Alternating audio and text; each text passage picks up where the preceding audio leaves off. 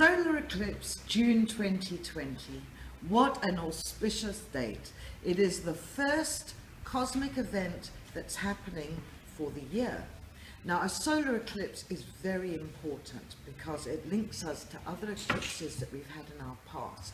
But what's so especially amazing about this solar eclipse is that parts of the sun will still be visible, which will form a ring of fire around the moon.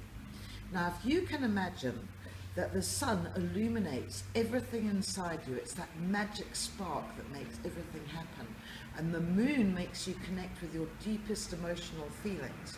When the moon goes in front of the sun and blocks any of the sun's energy hitting the earth, it causes certain situations in a human psyche.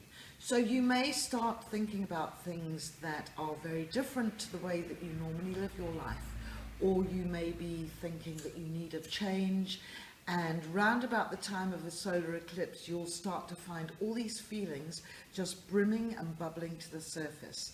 Now, combined with the solar eclipse, we also have a solstice, which marks the longest night in the southern hemisphere and the longest day in the northern hemisphere. The solstice is very important because it takes us through to the next chapter, the second half of the year. And oh my goodness, aren't we all looking forward to saying goodbye to the first half of 2020? What a roller coaster it's been. So what's really interesting is as we come out of lockdown and we start learning how to live with the pandemic of COVID, that we now have this solar eclipse, just as we're having all the race riots and the Black Lives Matter situations in America, just as we're coming out of lockdown, all these incredible outpouring of activism that we're seeing all around the planet, things should start to get quite active. And combined with the solstice and the solar eclipse, of course, we're also entering the sign of Cancer. Cancerians being slightly withdrawn, very emotional, so there's a wham-bammer of collective energy concerning people's emotions. So this Sunday I would really suggest that you take it a little bit easy, you write down the things which are really on the forefront of your mind, you ignore the fact that your emotions might be heightened, your sensitivity might be heightened. You may be feeling, if you're a woman, that you're having PMS symptoms. It's all absolutely normal. Obviously reach out to a friend if it really becomes a little bit too much, or you could reach out to me on psychicmix.com and come and have a reading. We've got some brilliant specials on that if you buy 50 units and you use a special code, which I'll put in the comments below this YouTube channel, if you use that code, you can pop in and you can come and get 30 units free, if I'm not mistaken. Anyway, just take this time to know you're going to be feeling stuff, lots and lots of stuff. You're going to feel confused, you're going to feel out of your comfort zone. That moon crossing in front of the sun, creating this ring of fire, is going to highlight many issues. So it's time to harvest and reap what it is that we've sown.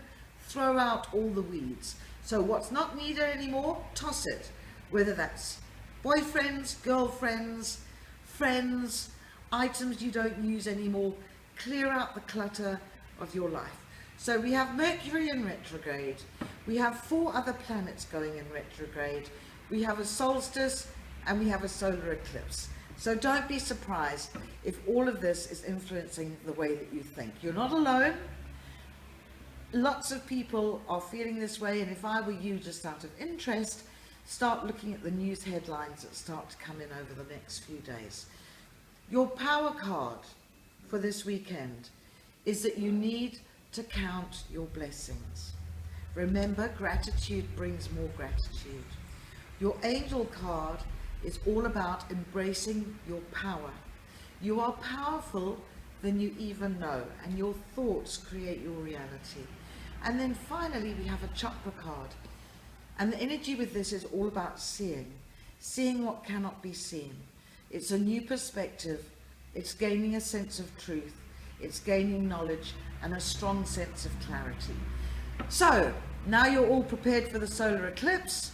Go put on your metal helmet so that that moon doesn't affect you. On top of everything, of course, that I've just mentioned, it's also a dark moon.